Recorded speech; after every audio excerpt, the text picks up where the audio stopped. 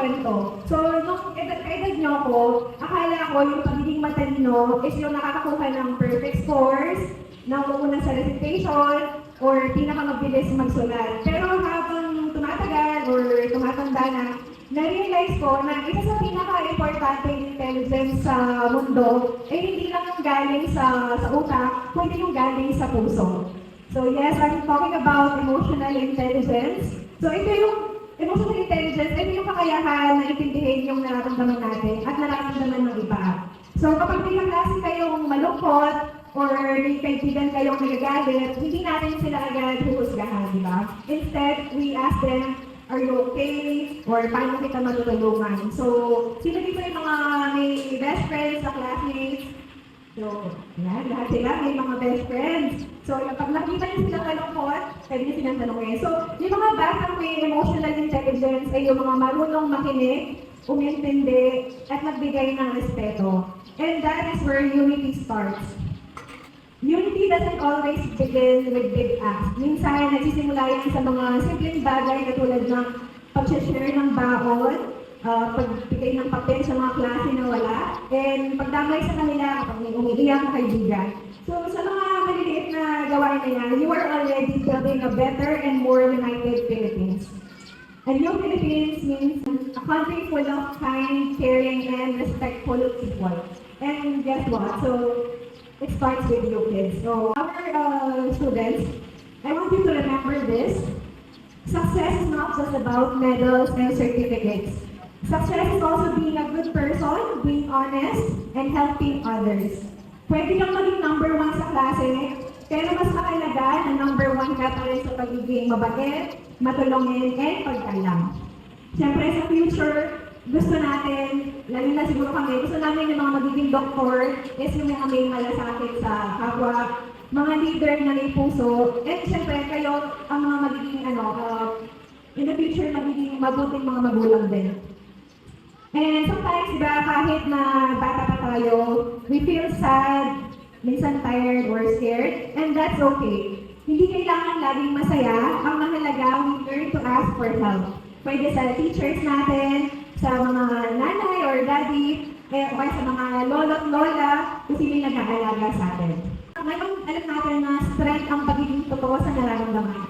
Hindi kahinaan yung umiiyak or magsasabi ng pagod. So kahit boys or girls, okay lang na umiyak. That's part of being emotionally strong. So, ang tunay na champion, hindi lang magaling sa academics, kundi marunong din magmahal, makiramdam, at magpakatotoo. And if you keep growing with kindness in your heart and courage in your soul, you won't just succeed, but you'll inspire. So to our teachers, principal, thank you for your patience, your stories, your lessons, and your values. Kayo po yung pangalawang magulang ng mga batang ito, and hindi lang kayo basta nagtuturo ng math, ng Filipino, kayo rin yung nagtuturo sa kanila ng mga bumangon kapag nadapa, at paano maging mabuting tao. Kaya saludo po kami sa inyo. Palakpakan natin mga teachers natin. Sa mga magulang po and mga guardians ng mga batang to. Kayo po talaga yung tunay na champions kasi napaka-swerte ng mga batang to na kayo yung parents nila. Kasi mas aware na yung mga magulang ngayon, mas naiintindihan natin na hindi lang academic awards yung sukatan sa pagiging successful. Mas pinapahalagahan natin yung mental health, yung pahinga, saka yung emotional na suporta. Hindi na rin sila tinignan as investment, kundi mga tao rin na may pangarap, may mga damdamin, and sariling boses. At yan yung isa sa pinakamagandang pagbabago ng panahon. So, gusto ko bigyan po yung mga magulang na nagtatrabaho sa malayo, yung mga OFW. So, mga bata, sino yung may mga parents na nag-abroad or nag-work sa ibang bansa? So, halos lahat sa atin, meron po tayong kapamilya na nag-work abroad. So, kaya gusto ko silang i-acknowledge kasi naging OFW din po ako. Pero nung time na nag-OFW ko, wala akong pamilya, wala akong anak. Ako yan, kaya naman. Pero, alam ko yung hirap, lalo siguro kung merong mga anak na iniwan, hindi sila maka-attend sa mga ganitong ceremony. Pero ginagawa po nila ito out of love. So, palakpakan natin yung mga parents na lumalayo para sa mga kids. So, yung mga bata, pag nakabakasyon or umuwi yung mga parents nyo, make sure na i-hug nyo sila araw-araw kung pwede. So ngayon pa lang mga bata, gusto ko na kayong hikayatin, mangarap kayo, hindi lang isa, damihan nyo. Kung gusto nyo maging teacher, doktor, o kaya sino gusto maging artista, o kaya sino gusto maging vlogger, pwede yan. So, yung iba talagang nag-uumpisa lang sa hilig and eventually parang pwede nyo maging career. And para sa mga magulang, isa lang po yung pakiusap ko, let's support our children's dream, even if it's different from what we imagine for them.